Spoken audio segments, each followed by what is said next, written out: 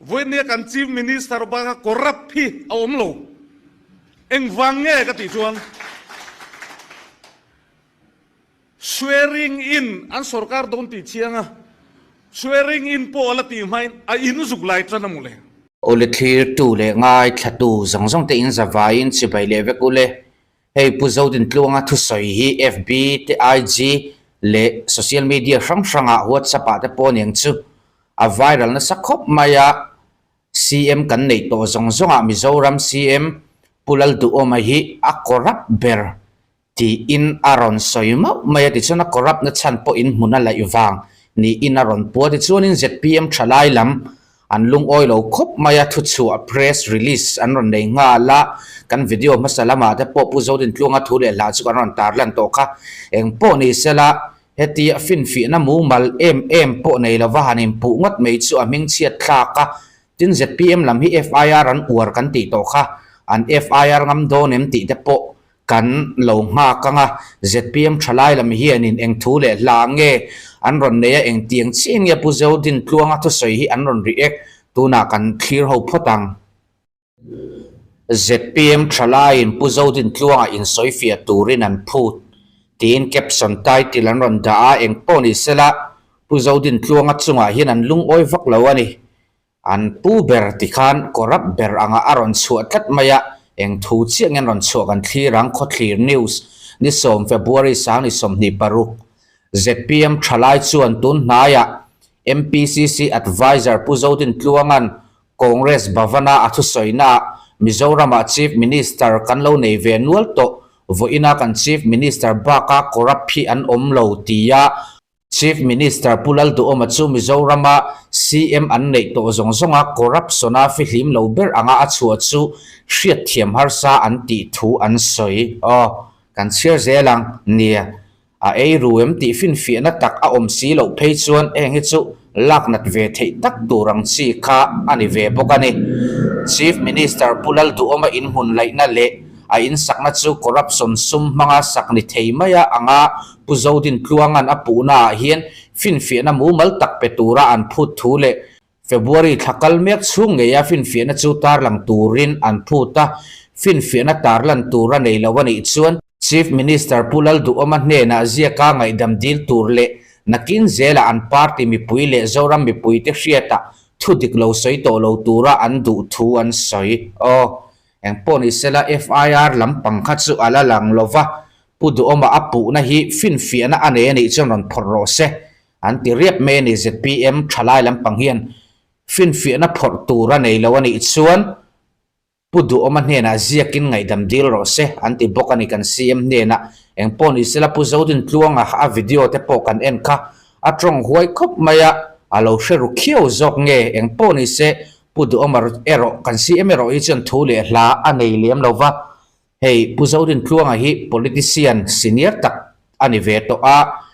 pudu oma hetianga aron beita mai hi enge om ziani ang ti khi bitam tak te pon kan ngai dan kan lo suang tu dan ani chi in karing lova amaro chu mi ina eiru anti miau si chuan han ti vak ngai na kha om lowa du sei turin zalen na anei ve boka amaro chu hetianga in pu ming chiat na kan ti don nge thudik po alo ni theya thudik ani mo in pu ming chiat na po lo ni te reng ta ni sela hi chu thudik zoram mi puite hian hriat kan du ve thlatani achan chu hei super CM anti thina kan ti thina super CM anga kan nei me khetinga corruption a fi hlim lo lutuk anga aron chua awang he mitam tak ril ru akal sual ve theya an ngai dan tur te po apel he ve theya ni chu wang chuan ZPM thalai na an phut puzodin tluangan fin fe na mu mal tak rom phor tura nei lo chuan ngai dam zia kha adil te po angai email viewin alang ani ti chuanin hei rom aren klei hiam po saron siama mi pakhat smart takin thilaru aron tia kanan tar lang ve lenge CCTV lo lang khian Samuel Optical Mission veng nei tu nu hne na khian ZMC an pa thopui angin a insoya a phone le wallet a thengil anga insoin poisa adila alandana hian mi pa ngai tak a ang ema an lo pe maya chu tiang chi chon zar kota an dora thova insoi le in poisa alo vadil le an lo pe le a che dan hi a confuse in mail khiat te alo ni mialem min lo en chian sak te u hetianga mi bum mang laka hian film khur angai hle mai cp copy paste saron tia heya mail en hi chunin mi te po han zai hun ser te po mang thut thei mail puang khop khanin ti hianin a in chei smart ta tarmit te chu ala vuang le loyatin he khiang ko ipte ang chi savuna siam mo tun lai get repeat na an uar em ko khana in mang active te na an uar em biak in an a trat ang chi te kha a akveletin a kor hak te po hi formal rio me ani mail en me hi chuanin min lo tong try sak te ya po wati ila rinom mail thur ang chi kha ni ve ni amaro chu hei ZMC ya Samuel Optical Mission veng nei tunu an nei tunu hi an pa hi ZMC ya thok ni ngei turania an pa tho pui angin ti hian in ava in soya tei an lo soi to thina ziak chiar tur tam tak po ma do chu alen po le oya ol an ti thina ava konfi box ya hei a mail en reng hian drug addict chu ani don lo ti hi a hriat ngoi box ya eng po ni sela amak angrang le meya video te po kan enanga tin Samuel Optical Mission veng nei tunu po hian eng tia lo ring ngal ngot nge ani o amak ni a meli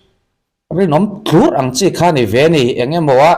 tu te mo mak pa ni sela apu zon te no pui nei na vela va palaya tan po arin omani han en reng hian hun set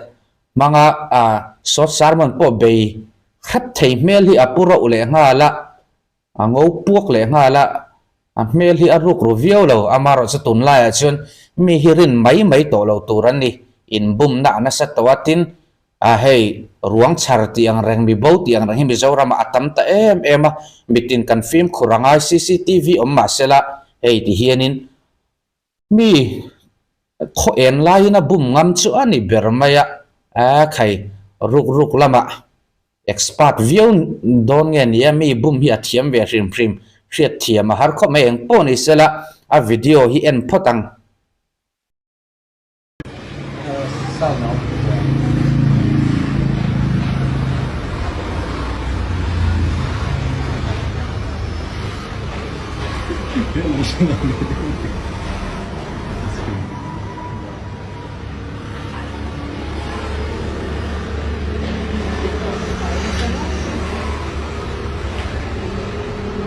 neng hay muốn gì đó